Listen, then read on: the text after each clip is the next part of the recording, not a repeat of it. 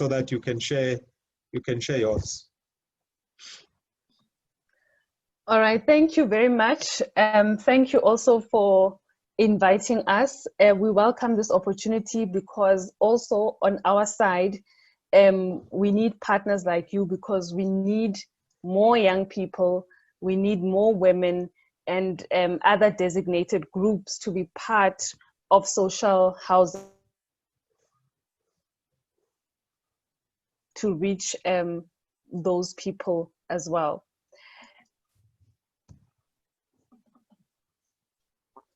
Can everybody see my presentation? Yes, we can, but your camera is off. Okay.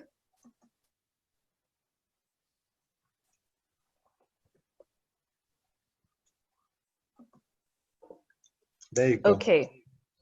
Thank you very much. As Ndumiso mentioned, I'm Lesego Diale, and I am representing the communications, the marketing and communications unit at the SHRA.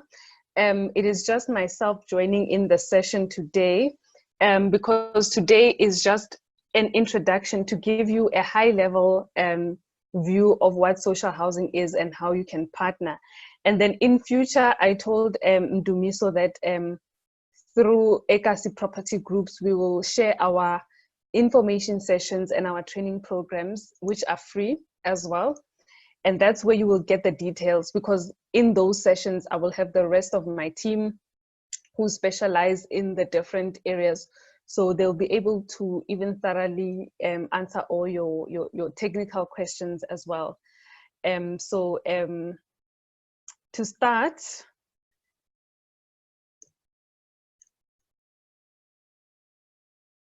okay, I'm just trying to move my slide and it seems to not be moving. Okay, there. The SHRA's mandate basically is to invest in, to enable and regulate the delivery and management of affordable social housing for rental for low to moderate income groups. So, Ndumiso, you wanted to know how social housing fits into the Human Settlements Program. So you have your BNG housing, which was previously called RDPs. So that is free housing for people that are not working. And then we also have another program, it's called FLESP, where they subsidize people that want to buy bonded housing but are within a certain income bracket. So perhaps, Ndumiso, when you invite the NHFC, they can also elaborate on that program and how people can access those programs. So BNG is owning a house if you're not working, and then for FLISP, it's to help you to buy and own a house if you are working with some subsidy from the government. So then where we fit in, we at Social Housing Regulatory Authority manage affordable rental housing. So it is strictly rental for low to medium income groups, which are earning between 1,500 and 15,000 rands. So this is a group of people that do not qualify for BNG housing, but at the same time, when they approach the banks, they are not quite at the income level where they would qualify for bonded housing.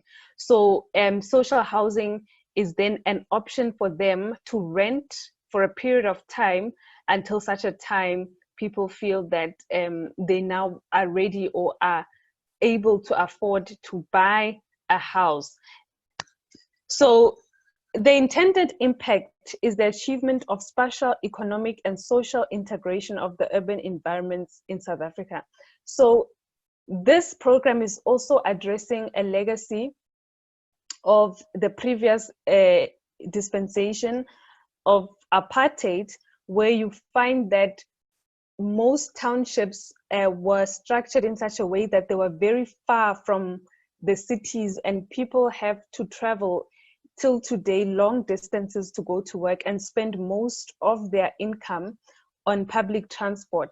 So what we're trying to say is social housing is there to reintegrate mostly Black communities into the cities where they can work close to their workplaces, and everything is strategically located and accessible in terms of public transport, workplaces, hospitals, social amenities. So people don't have to go far to access different services. So also, as mentioned, we are an entity of the Department of Human Settlements. I'm not going to go into details about the acts, but we are an entity of the Department of Human Settlements together with the HDA and HBRC, as well as the NHFC. So when we say we invest, enable, regulate, what do we mean? We invest in social housing and accredit social housing institutions in order to foster the development of sustainable integrated communities. So investment, we have a certain grant that if you want to, because at the SHRA, we're not responsible for the actual construction of social houses. What we do, we identify partners which approach the SHRA that would get accredited as companies. And then once they're accredited, they would propose projects, and then they qualify for our grant, which is our investment.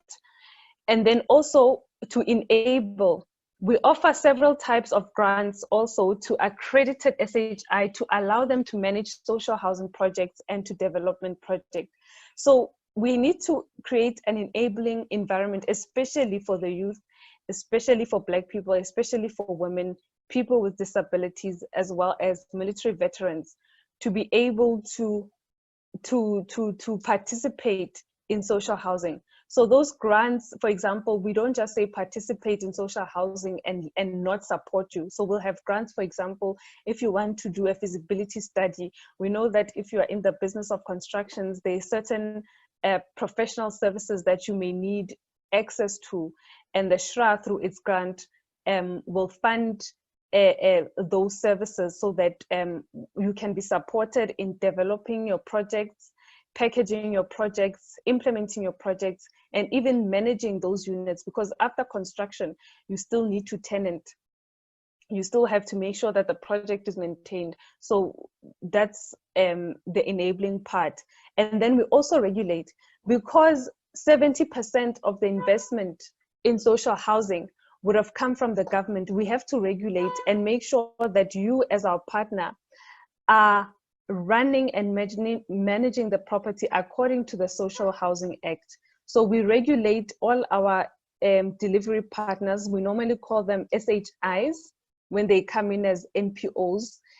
I will elaborate on that. And then if they're coming in as private companies, PTY LTD, we call them other delivery agents. So we ensure that they are regulated so that we ensure that the property is maintained at the right standards, and then it's still kept an affordable rate, it's maintained, and basically that the tenants are getting value for money.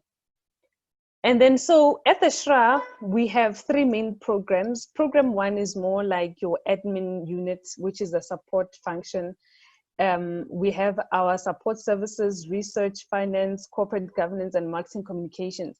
But the three core functions are compliance, accreditation, and regulations, which speak to the regulate part, which I mentioned, where the projects and entities are accredited, and where we monitor if the SHIs or the delivery partners are complying with the rules and the laws of social housing. Then we have sector development and transformation, which is responsible for creating that enabling environment by awarding and management of capacity building grants, transformation of the social sector, and management of the institutional investment grants.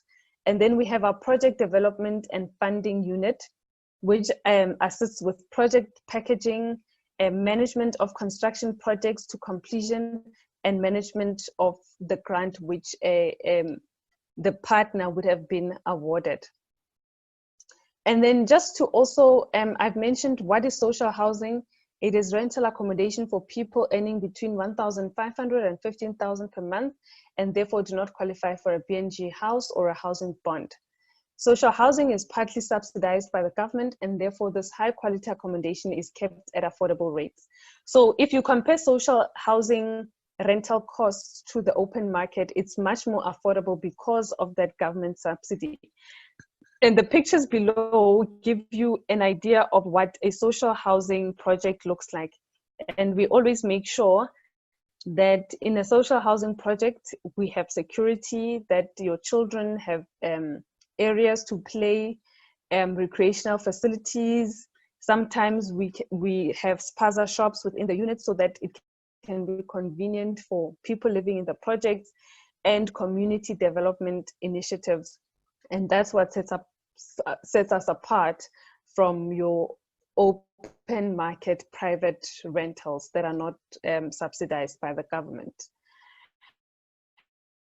And then just to give you an idea of also some of the projects that we've done. We have a project in Matlosana in the northwest with 1,668 units. We have Imizi Fairview Link in Eastern Cape.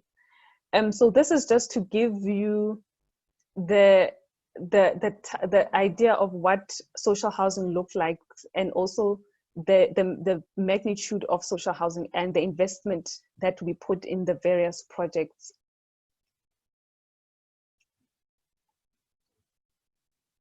So, and we need more of these projects because there is a huge demand for affordable rental. COVID-19 also has affected an already struggling economy in South Africa. So a lot of people would want to be moving from those expensive private rentals and wanting to move into social housing. So we cannot do it on our own. We need delivery partners to assist us to build more houses. So on the screen, I am showing you how to partner with the SHRA. So as I mentioned, you can either partner with the SHRA. Okay, let me start by saying the SHRA accepts applications every quarter, and social housing institutions or / delivery partners will be notified of the outcome within 90 days of receipt of the application.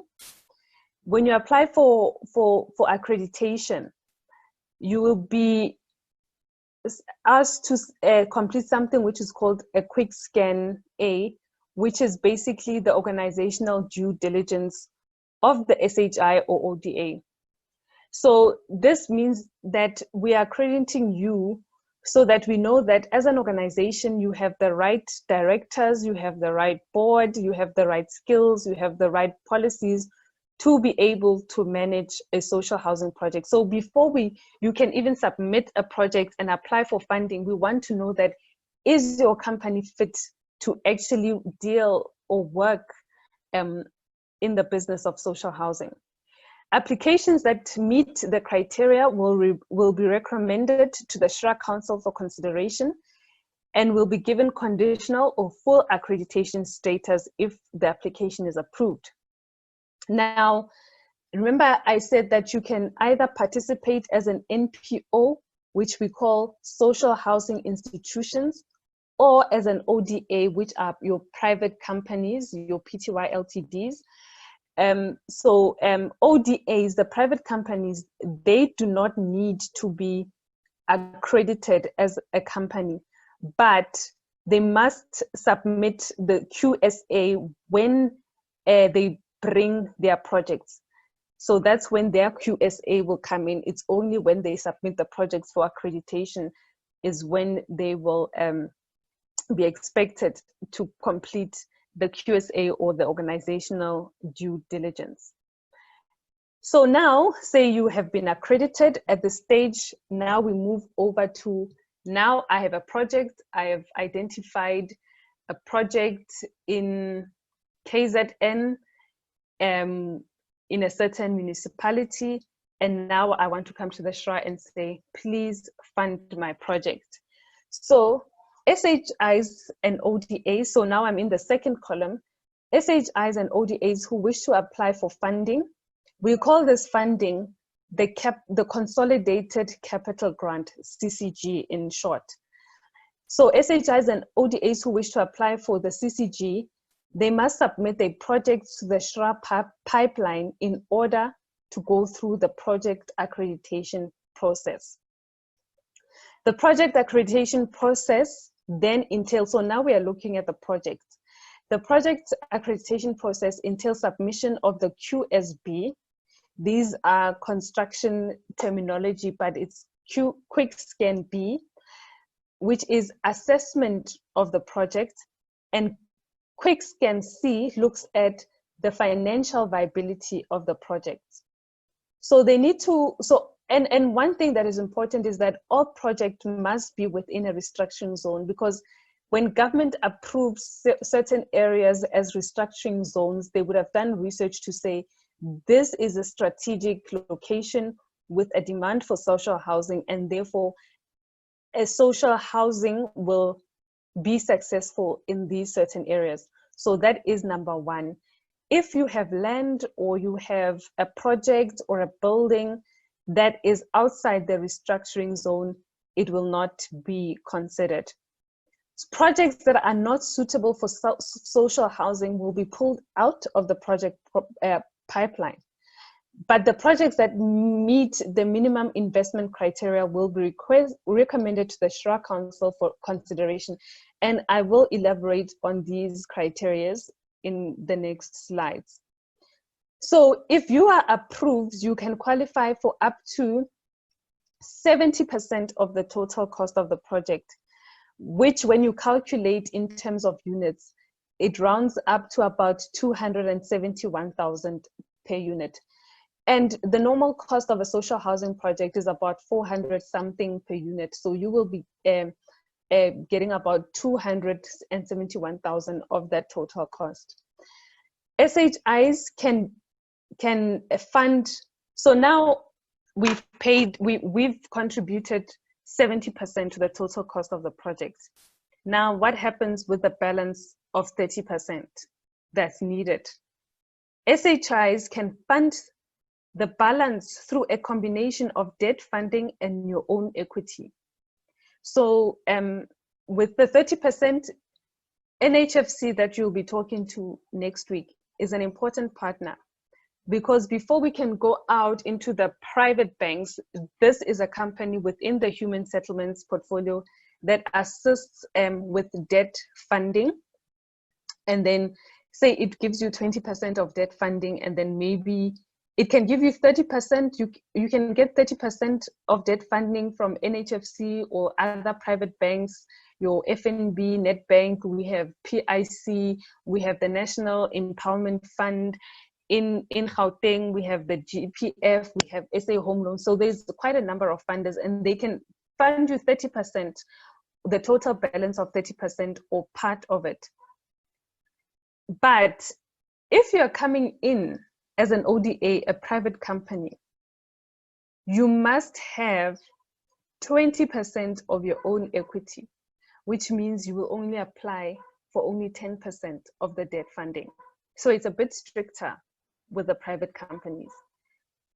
And then, as we've said, we offer support. So if your project needs assistance, it didn't quite meet the minimum criteria, it will be recommended to our Sector Development and Transformation Unit, which will take me to the purple column, where their mandate is to support SHIs, to support and develop SHIs and ODAs, cooperatives, provinces and municipalities. So provinces and municipalities are mentioned here because we cannot build projects without municipalities and provinces, because they are an important stakeholder. If they don't give you a letter of support for your project, your chances are you're not going to qualify for that funding. They're also responsible for getting the restructuring zones approved. They're responsible for certain approvals in the various stages of construction. And also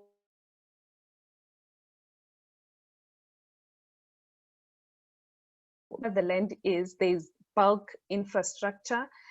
And then also sometimes they take the land that you need from municipalities. The land that you have may be private owned, and sometimes it will be owned by provinces and municipalities. So they are a very important stakeholder. So some of the support, we can give you a pre-accreditation grant to help you get accredited, a staff gear up grant where we empower your staff within your organization with the relevant skills. And there's just there's a whole range of services that we offer to support our partners.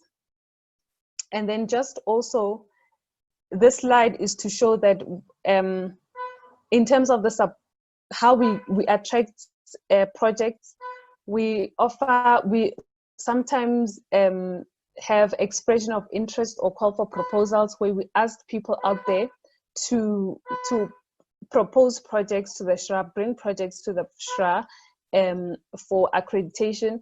We now have an incubation program which is similar to your normal business incubators, but this one will focus on social housing as another way to support new entrants in the social housing, provide mentorship, and just guide them in every step of the way.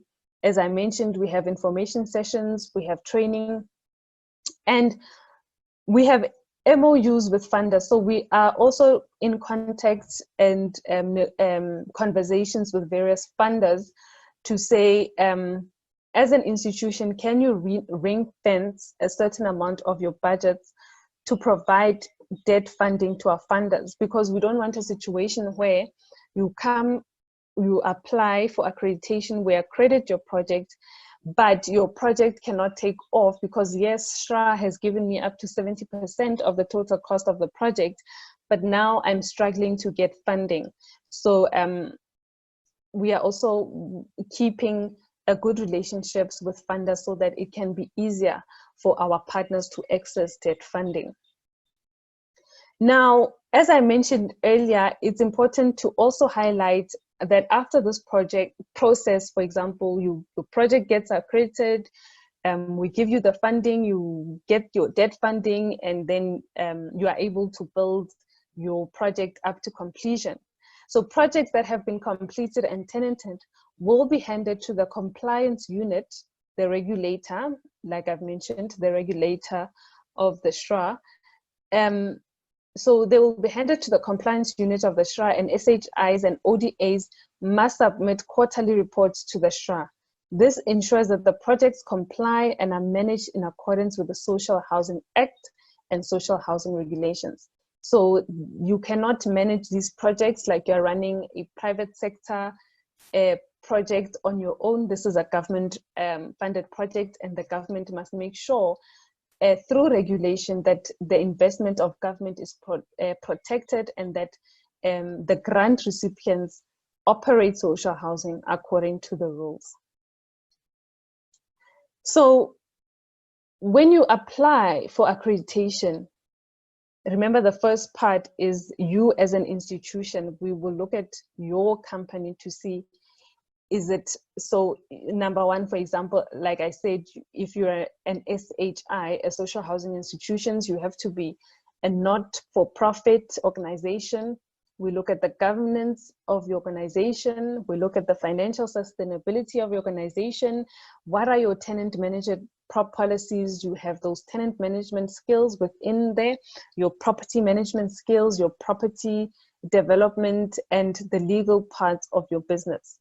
So as I said, some of these things I'm going to present on a high level because I'm on my own today, and normally I would have the rest of the team that would go into the specifics, and hence I'm inviting you to further sessions, because social housing, you're not going to like completely understand it in an hour. So, and then, so that is accrediting your institution. Then when it comes to accrediting the project, an accredited project is a project that has passed through the project accreditation process and has obtained its accreditation status. Like I said, it must be within a restructuring zone approved by the provincial government, pursuant to an application for the capital grant funding to undertake the acquisition, development, conversion, or upgrading of building for social housing. So when you propose a project, we say there are brownfields projects and there are greenfields projects. So sometimes you will find an open piece of land that has nothing on it. So then you will be developing a piece of land from scratch.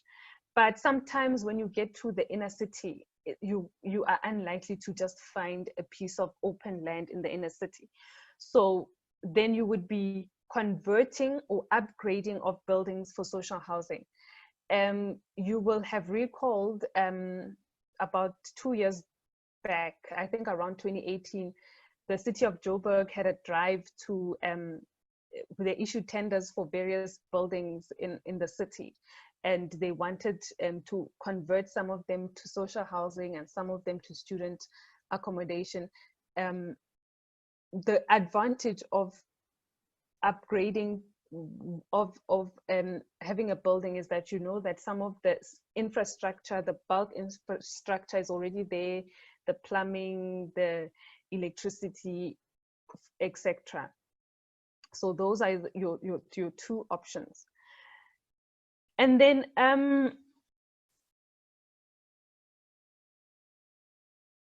that so it has to be a high residential high density residential building. So our buildings are high density, high rise. So we don't have like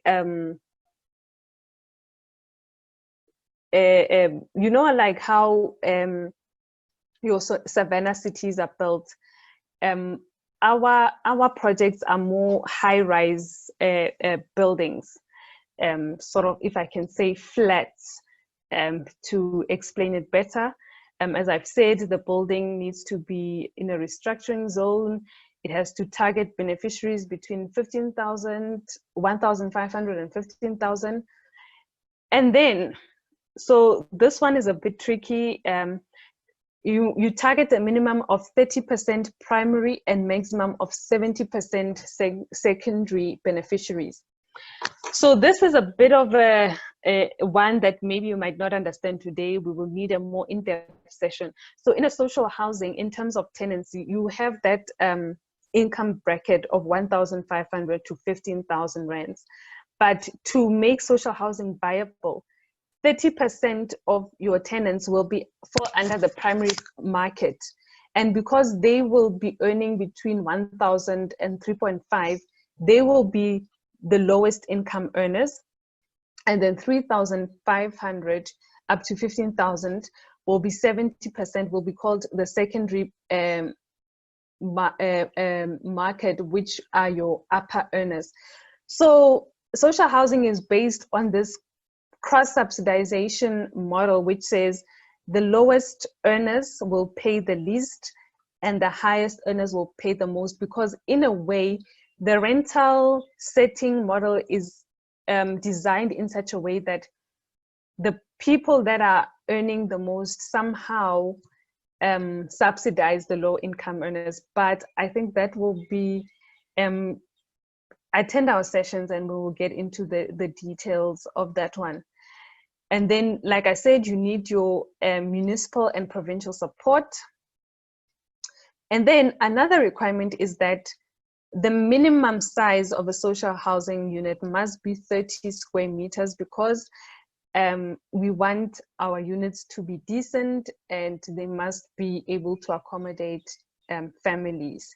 So we can't, that's why we don't have anything smaller than that at the moment. But research is telling us that households are getting smaller and we have more women-headed households. So you find that sometimes you have a mother and a child living in a unit, and perhaps smaller units to accommodate smaller families, as the trends are showing us. So that minimum square meter requirement is going to be reviewed to be put in line with what the trends are in the country.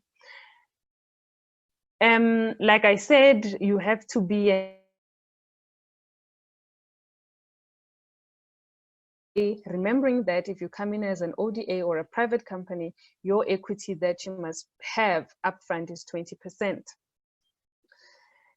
And then in terms of your technical project readiness, they're going to look at, do you have funding, your debt funding, do you own the land, you must have your also important valid environmental authorization, SDPs, engineering reports. So these are all technical construction requirements that are normally required also with other projects. So this is what our project development and funding unit will look like. And then how to access the SHRA. Our compliance accreditation units are the ones that are responsible for accrediting institutions and projects. So if you have a project, so you can reach us through our website, social media, or directly through the various units. And if you want to, if you have a land or a building at the moment, you can email projects@shra.org.za to make an inquiry as to how you can get the process going. Even though we will have expressions of interest or call for proposals and give a closing date, it doesn't mean that you are limited. You, at any point in time, you can still submit a project. So I'm just going to go through the slide. If I haven't managed covered anything, then I'm going to skip things that I've already covered. Okay, so our project development and funding unit, they will assist you once you're in the pipeline with packaging your project. The technical aspects as well as the financial viability. They'll review your project documents and advise on the technical and financial readiness of the project. And then if they feel that you need support or an intervention to assist you because maybe your project has potential and it just needs some support, once again, you'll be referred to the Sector Development and Transformation Unit so that you can be assisted to get your project accredited. I'm going to skip the slide because these are very the technical parts. So like I said, in terms of the various stakeholders that are needed, we need your provincial and municipal and municipalities on board. We engage with funders, as I've said, and yeah, so I think I've already talked to this. I've talked to this as well. Yeah, so I think I will take questions at this point. Let's see if I've covered the slide. Yeah, okay, let me just maybe highlight some of the challenges that we face in social housing. Like I've said, securing debt funding is often and sometimes a problem. Statutory approvals, like with the municipalities and the provinces, it takes time to get things approved. You may know that we have challenges of construction mafia or business forums who come to construction sites and make demands. Community protests. So when you're busy with a project, it's very important to engage your community. Because as a key stakeholder, when you are coming into a community, because if they don't feel included in the building stages of the project, or they feel they're not benefiting from the project, it can lead to community projects. And sometimes if your project takes long to tenant, it can be a problem. So you need to make sure that where you are where you've put your project, there is demand, and that you also marketing your project well, because once you finish the project, you need to start paying back your debt funding, and you need that rental income to assist you in repaying that debt funding. So that can be a challenge. So I will take questions. I think I have spoken a lot.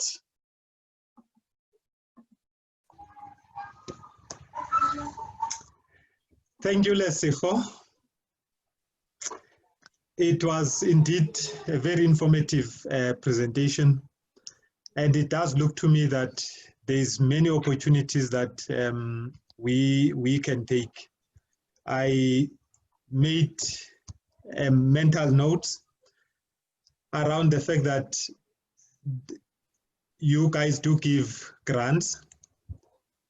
There is also what is called pre-accreditation grants. And these are important because if your target market is Black people or Black property entrepreneurs, you then need to support them. Without the support, there is no way that we can change the property landscape. There is, what else is there? Well, you also offer mentorship, which says to me that even people like me and you who are in this call today, you have an opportunity to take on these projects that SHRA gives to the people. The one concern that I have, or the one question that I have, is around the issue of private companies versus NGOs. Why is there different treatment between private companies and NGOs? I will tell you why, because if we want, I don't know whether this is part of the mandate of the SHRA, but I know government in general should be empowering Black people. So if you want to empower Black people, why do you then differentiate between the private companies and the NGOs? Because with the NGOs, obviously, you are not in it specifically for the money. You are in it to uplift the standards of the community, which is what you guys are about. You're not about to give people a chance to make money, but you are about to let people empower others.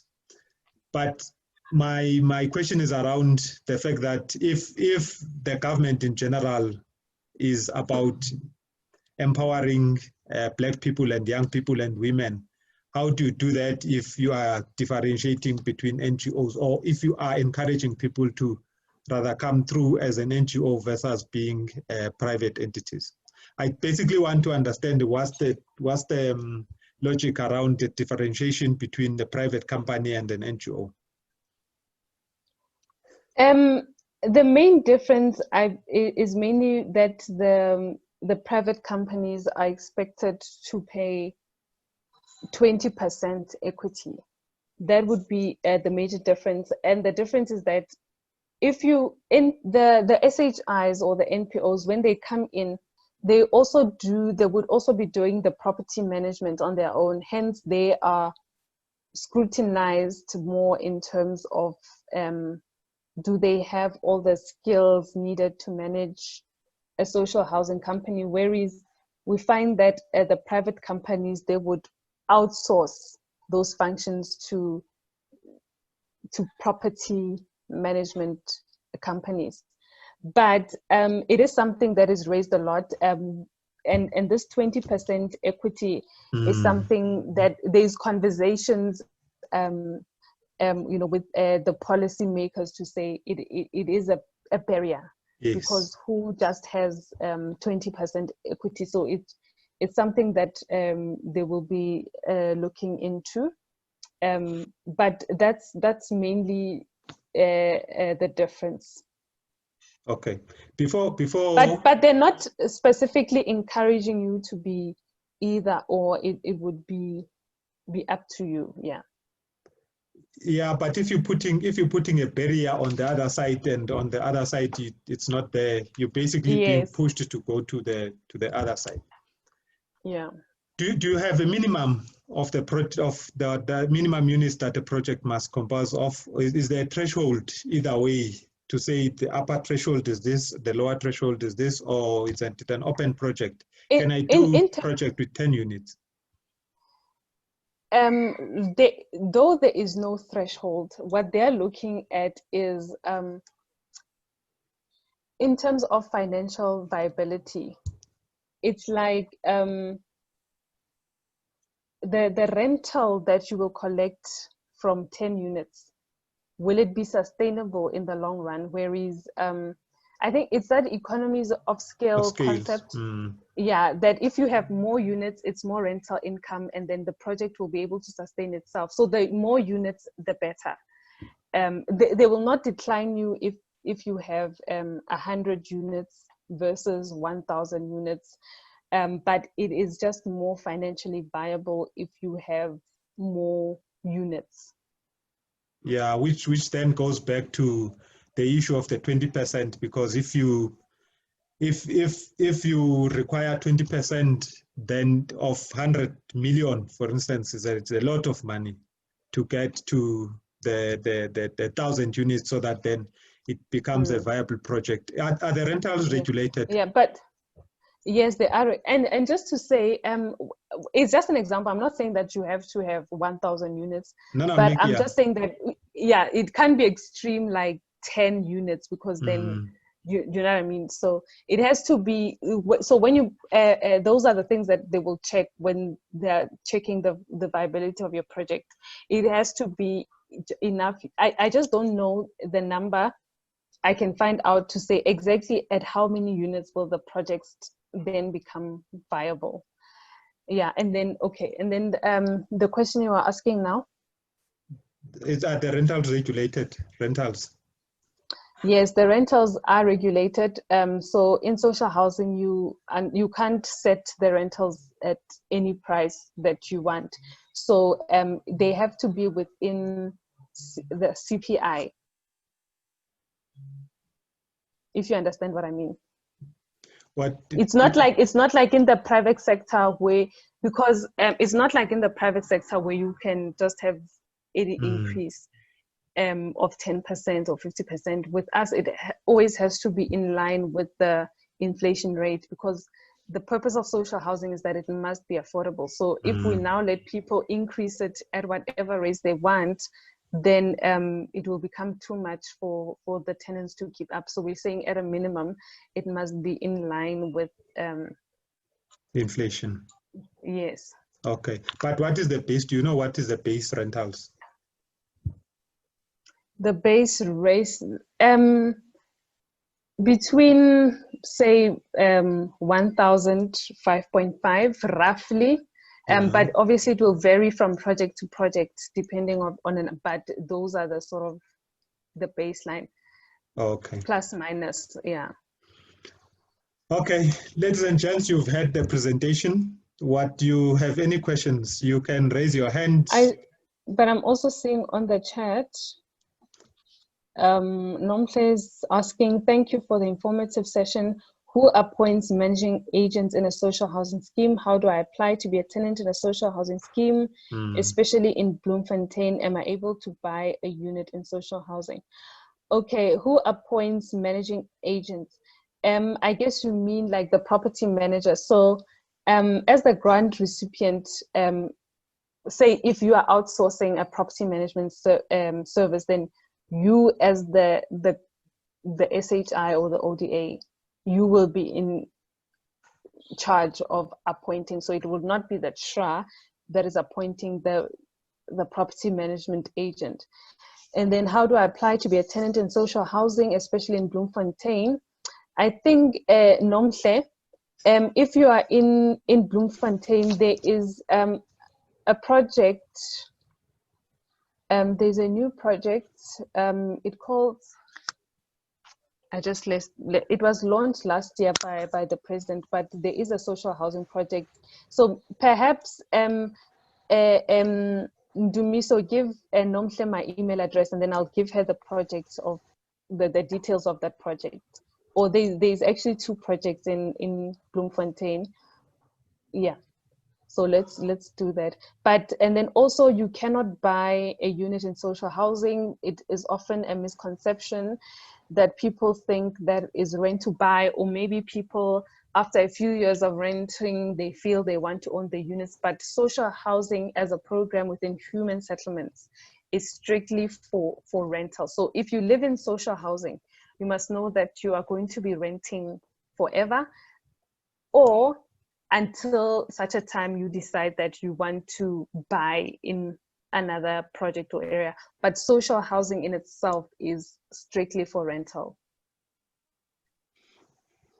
The aim is not, so just to be clear, the aim is not to make profit.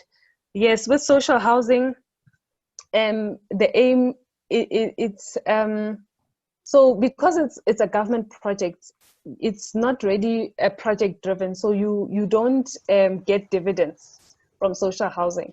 So you have your operational costs, you pay salaries, you pay for maintenance, you pay, but you can't get dividends, or you can't sell a social housing project. If you want to exit, there's a process. You can't sell the project, and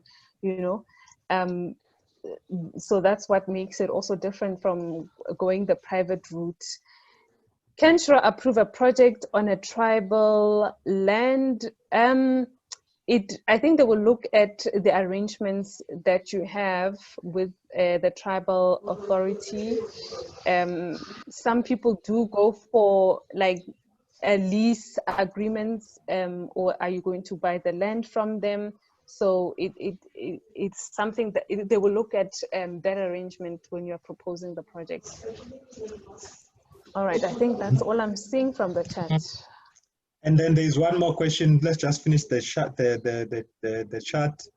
The controversial one, the mega city in Mooikloof. Someone known to wants to know, is the new Mooikloof mega city in Pretoria a social housing project, and can I buy a unit there to rent? I think you've answered the last part. It's not. There's no social housing there. And I think when I saw it on the news, I saw a big banner that said Baldwin Property, which is that famous property group. So I think that is more of a private sector development, but I don't know the exact arrangements, but I saw that Baldwin is involved. So there's no social housing in that project. Mm. Okay. And are there any other questions for Lesikbo?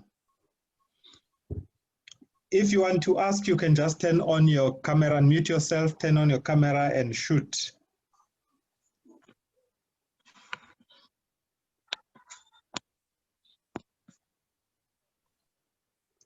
Gugu, you want to ask? No, I think most of the things that I wanted to ask were covered by you guys already. So yeah, I'm okay. Thank you.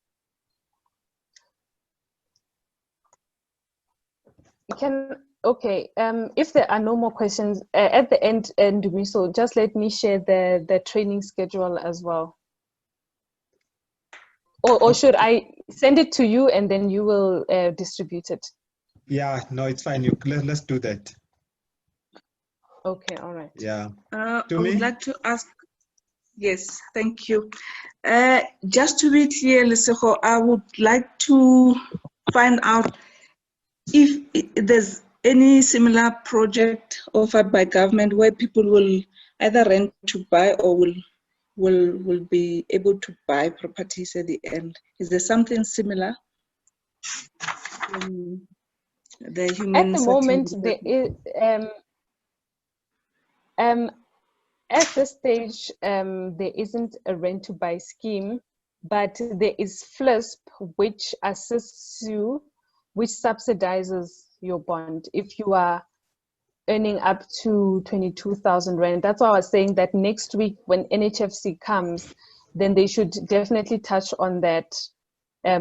So that, yeah, so we have that scheme under human settlements. Perhaps, Ndumiso, they should elaborate on FLISP, how it works, and how it can be accessed. Yes, yeah, Okay. no, most definitely.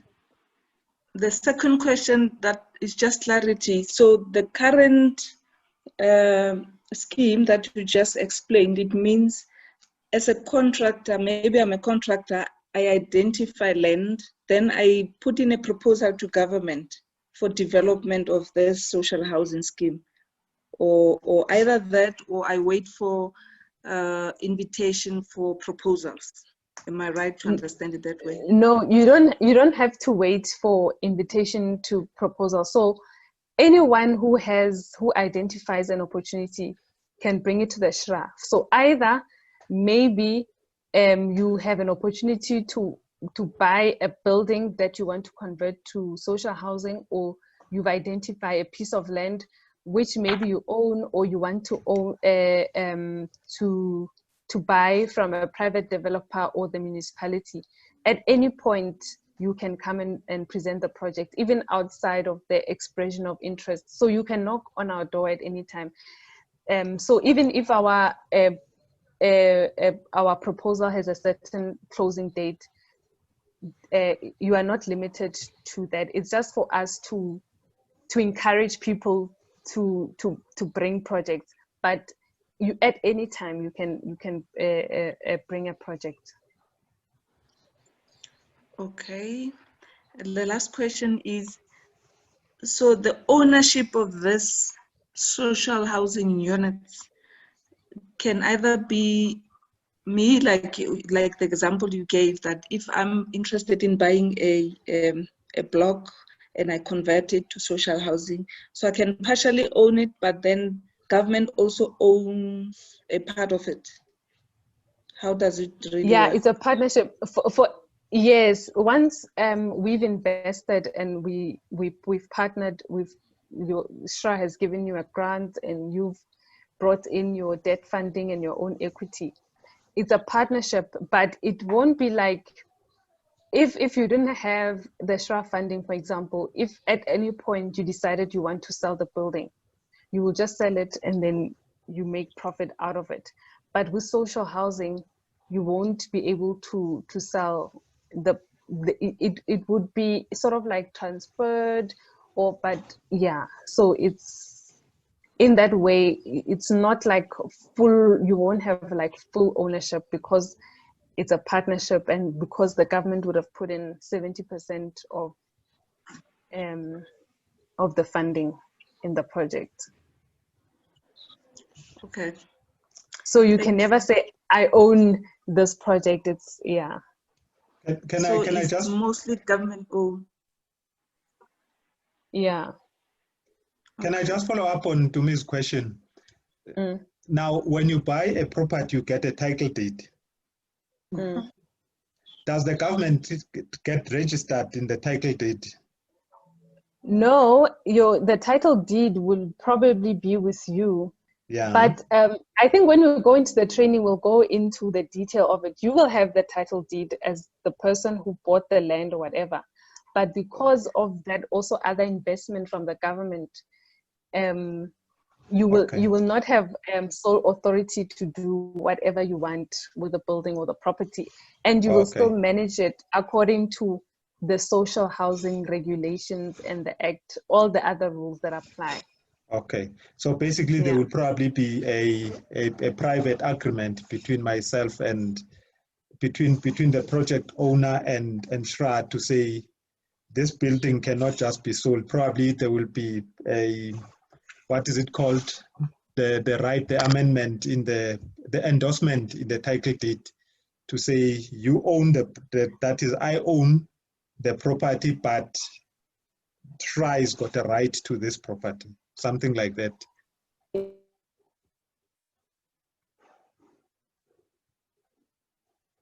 People, they will be able to answer that question specifically, because I can't confirm right now that that arrangement will be within the title deed, or, you know, yeah. Okay. Gugu? Now I wanted to ask, is SHRA funding only residential properties, like your rentals only for residential? Yeah, it's just residential. Okay. Okay, let me see if there are any questions on Facebook. No questions here. Let me go back. Okay, whilst I'm going to Facebook, Lesego, just help me with this one. You talked about, I can't even remember the word now, whether is it restructured zone or restructuring zones in the beginning. Restructuring zones. Restructuring zones. What are those, and how do we find out about those? Okay, the restructuring zones are certain, in all the provinces, there are certain areas where they are approved for the development of social housing. So anything that is outside that restructuring zone will not be approved. They're on our website, but I think I will also email them to you so that everybody can know where they are allocated in each province. Oh, But so yeah. But we always work with municipalities to approve more restructuring zones.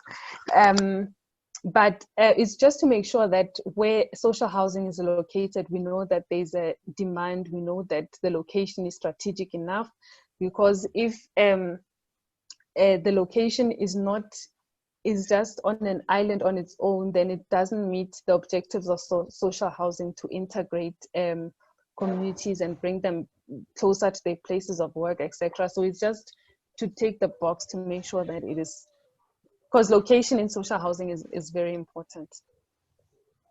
okay. Now, two questions from Facebook.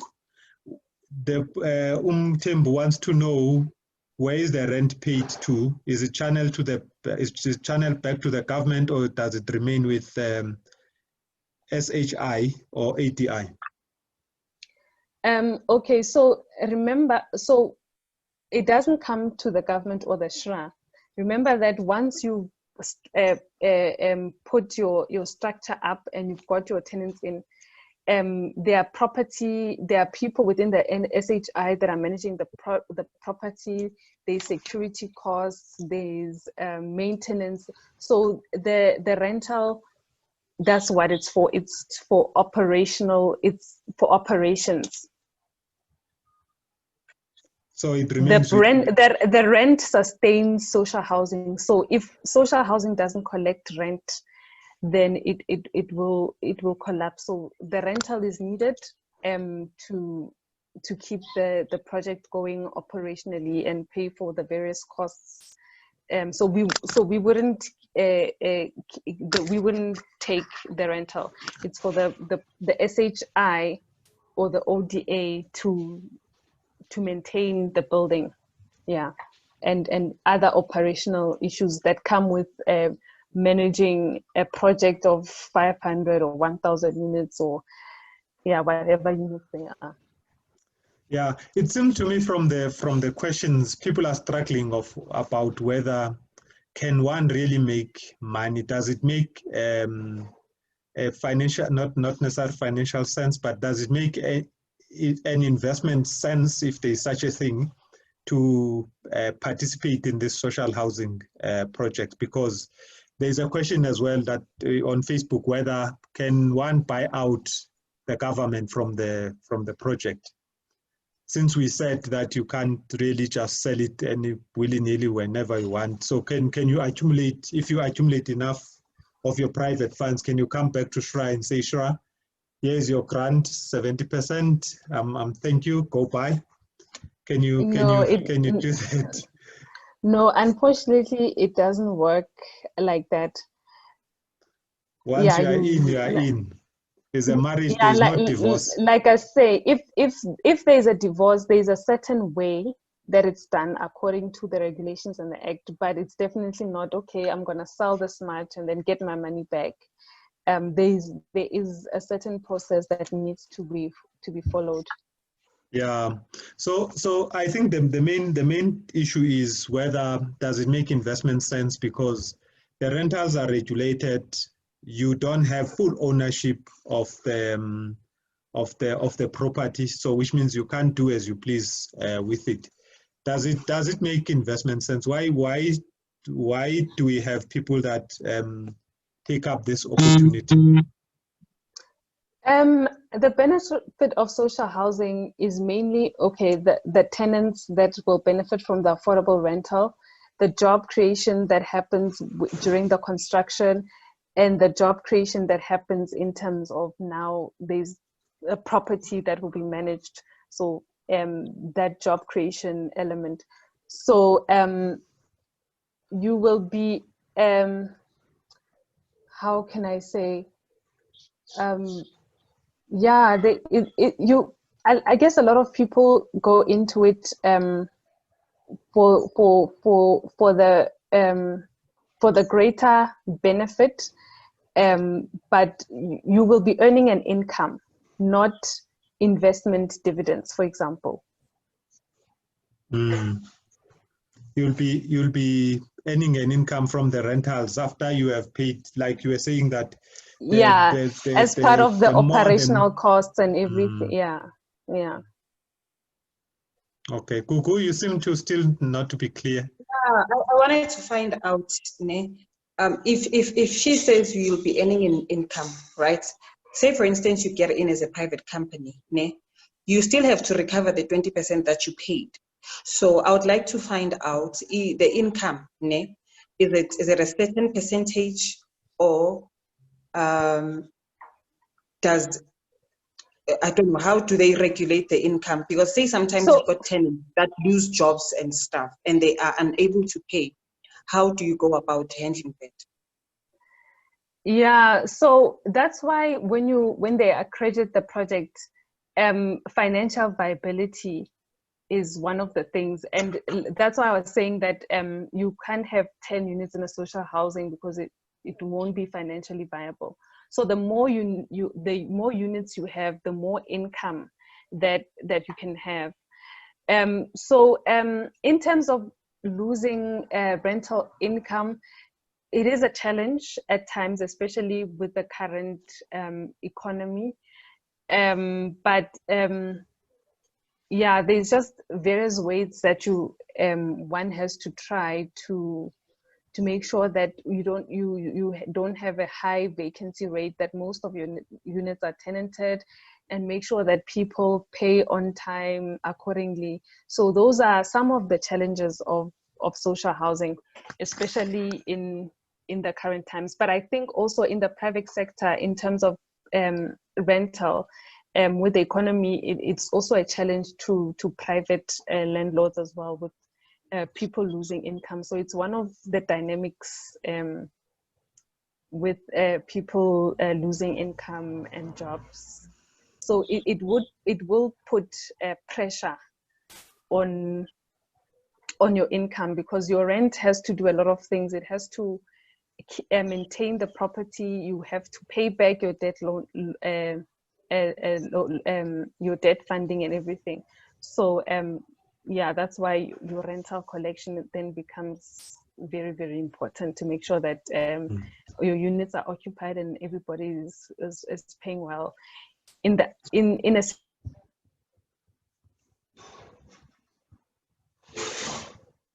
more viable, then the project then is doing very well. Yeah, and what are the challenges around the collection of the rentals? Don't we have a sense of entitlement when people realize this is a government-funded project? Don't they come back and say, but why are we paying here? Can we stay here? And another question is, can you chase them out if they're not paying rent? With social housing, because emphasis on the social. So before you, if somebody's not paying, you have to try your best to support them and give them certain options to make arrangement. So eviction should be the last resort in a social housing, because it's government, it's for the people. We need to support our people. So when you come into social housing, you also have to have that passion, that emphasis on the social. Hence, it's about people, supporting the people, and building communities. Yeah. Just the last one. How does one get support? So you're saying you have to get support from the municipality, which is, I would guess, obvious, because the municipality, you have to get rezoning certificates and all of that from the municipality. But how is the province involved? I think what they also try to do is they also have their own programs to support people to come into social housing. But in terms of, you find that different provinces are more active in social housing than others. But yeah, they also play a role in that part.